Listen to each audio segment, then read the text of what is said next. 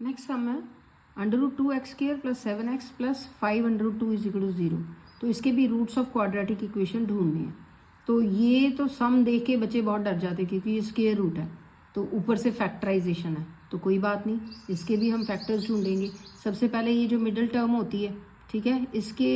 देखने हैं कि 2a या b मान लो, दो ऐसे नंबर ढूंढो जिनको प्लस या माइनस करके क्या आए 7x आए, और उन्हीं दो नंबर को मल्टीप्लाई करें तो क्या आए। यहाँ तो ढूंढना मुश्किल है, तो आपको याद होगा क्या करते होते हैं, ये वाला कांस्टेंट टर्म लिखते होते हैं, मल्टीप्लाइड बाय x² के पहले जो होता है उसको लिखते होते हैं। तो अब देखो 5 मल्टीप्लाइड बाय ये 2 बार आ गया, तो इसका मतलब एक बार लिख लो ये 2, ठीक है, क्योंकि आपको पता है, बताया हुआ है, ये जो होता है स्क्वायर मतलब 2 बार आ गया तो इसका मतलब है 2 ही है, क्योंकि ये कट जाते 2 है, तो फिर 5 2s are 10। तो अब हमने ढूंढ लिया कि दो ऐसे नंबर ढूंढो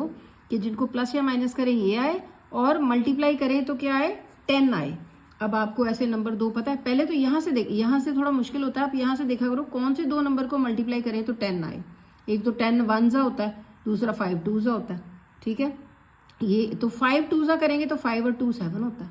तो यही देखना है कि दो नंबर हमने ढूंढ लिए, फिर ऐसे लिखो, इसको हमने ब्रेक कर दिया,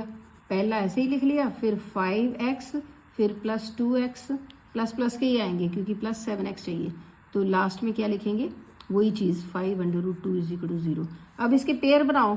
पेयर बनाने में हम देखेंगे पेयर हमने रीअरेंज करने हैं कि नहीं करने। तो यहाँ पे हमें लग नहीं रहा करें क्योंकि ये सेम ही है, √2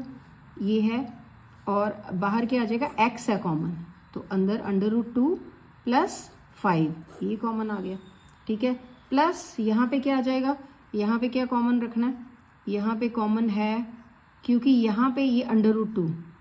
ये देखो ये 2 में दो √2 होते हैं, ठीक है, तो √2 कॉमन रखा तो अंदर भी √2 + 5, ये चीज़ ध्यान से समझो, क्योंकि एक √2 ये है, इसको कॉमन ले लिया तो ये बाहर, अंदर तो ये 5 ही रह गया। यहाँ पे √2 कैसे आया, ये 2 था ना, 2 के दो √2 होते हैं, एक बाहर लिख दिया एक अंदर लिख दिया, ठीक है,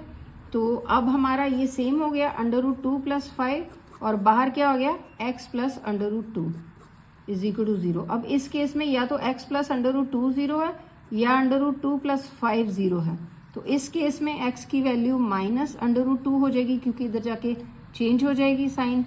और इस केस में ये दूसरा क्या था, दूसरा था यहाँ पे ये आ गया x, एक आ गया x + √2 और दूसरा था यहाँ पे भी ये देखो ये √2